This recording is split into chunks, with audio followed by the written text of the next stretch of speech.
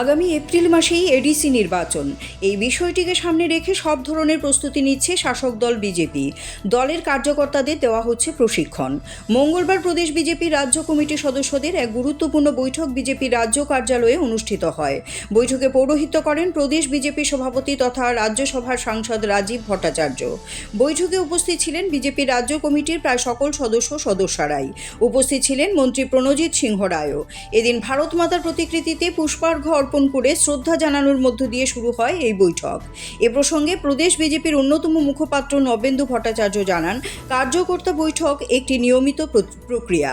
দলের নতুন সদস্যদের পার্টির কর্মধারা, দর্শন এবং মতাদর্শগত বিষয়গুলো সম্পর্কে অবগত করতেই এই বৈঠক। কর্মকর্তাদের সংশ্লিষ্ট বিষয়গুলো সম্পর্কে অবগত না থাকলে পরে পথভ্রষ্ট হওয়ার সম্ভাবনা থাকে। তিনি আরও জানান, কেবলমাত্র সরকার গঠনই বিজেপি দলের মূল উদ্দেশ্য নয়।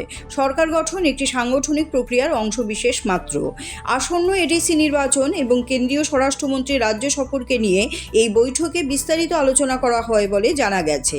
এই দুটি বিষয় নিয়েই মূলত কার্যকর্তা বৈঠকে বিস্তারিত আলোচনা হয়েছে বলে জানা গেছে। নিয়মিত প্রক্রিয়া, পার্টির যে সমস্ত কার্যকর্তারা আছেন তাদের পুরনো নতুন সবারই প্রশিক্ষণের প্রয়োজন হয়।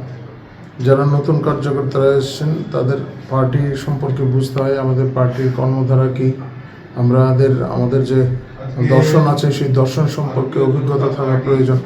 যারা পুরনো কার্যকর্তা আছেন তাদেরও বারবার এই সমস্ত বিষয় স্মরণ করা প্রয়োজন, কারণ আমরা যে আদর্শকে সামনে নিয়ে চলছি দৈনন্দিন অন্যান্য কাজের পাশাপাশি এই বিষয়টা যদি আমরা ভুলে যাই তাহলে আমাদের পথভ্রষ্ট হওয়ার সম্ভাবনা থাকে।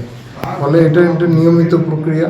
আমাদের দর্শন সম্পর্কে অবহিত হওয়া, আমাদের লক্ষ্য কী, আমাদের উদ্দেশ্য কী, এই সমস্ত বিষয়। শুধু সরকার গঠন আমাদের উদ্দেশ্য নয়, এটা একটা আমাদের চলমান প্রক্রিয়ার মধ্যে একটা অংশ বিশেষ। সরকার গঠন করা, আমাদের যে ভোট নেওয়া সেইগুলি, কিন্তু এর বাইরে অনেক কিছু বিষয় আছে যা আমাদের দৈনন্দিন জীবনে প্রয়োগ করা বিশেষ প্রয়োজন।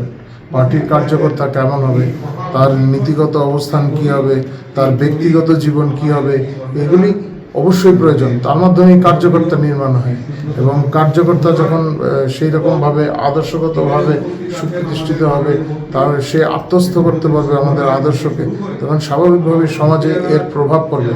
আমরা যে সমাজ পরিবর্তনের কথা বলছি, এই সমাজ পরিবর্তন এই কার্যকর্তাদের মাধ্যমেই সম্ভব। ফলে কার্যকর্তার মান সেই পর্যায়ে তুলতে হবে, আর সেই জন্য এই ধরনের প্রশিক্ষণের প্রয়োজন হয়।